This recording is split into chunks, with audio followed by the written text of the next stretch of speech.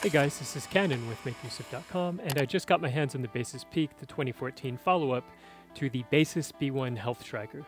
The Basis B1 was one of my favorite fitness trackers from 2013 because it automatically detected whether the user walked, ran, bicycled, or slept. The only other wearable with that kind of fluidity is the Basis Peak, which released in November of this year. There's nothing special about the packaging. Instead of going with white packaging this time around, Basis boxed the Peak in a black box with orange highlights.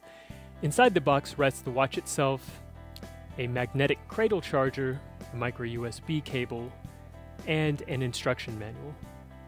The Peak dispenses with aesthetics, instead focusing entirely on build quality and functionality.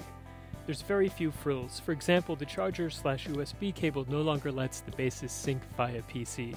Instead, all syncing occurs over Bluetooth 4.0. Also, instead of an OLED screen, the Basis uses a monochromatic LCD screen. Without backlighting, LCD screens require a light source to be read, just like an old-school LCD wristwatch or the Pebble smartwatch. The Basis also offers a manually activated LED backlight, a metal frame, and a replaceable band. The band itself features really great design.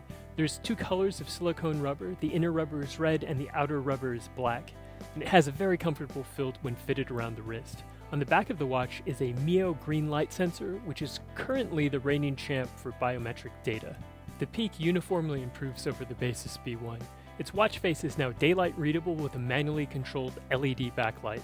The screen uses capacitive touch. To turn the backlight on, the user just needs to flick their finger from the lower right corner to the upper right corner of the screen. The Bluetooth pairing process, however, is problematic in the extreme for Android users. The Peak shipped without functional firmware installed, and this installs itself after syncing with a mobile device for the first time. Unfortunately, it seems that very few Android devices work with the Peak without a lot of troubleshooting. Despite the problematic pairing process, the Basis Peak is simple. Just wear the device every day for about a week, and it should automatically report back to Basis' servers with your biometric data.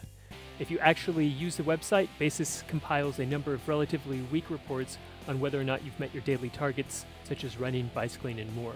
While the gamification system used by Basis is better than its competition, I'd prefer getting access to my raw exercise statistics.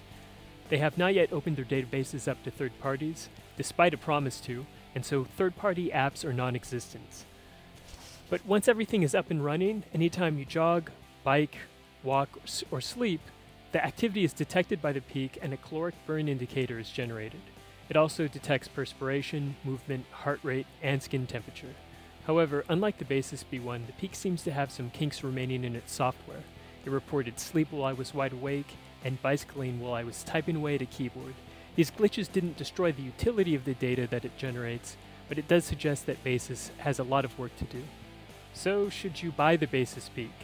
For iOS owners, this is one of the best fitness wearables if you're a data nut and you are willing to crunch numbers on your own.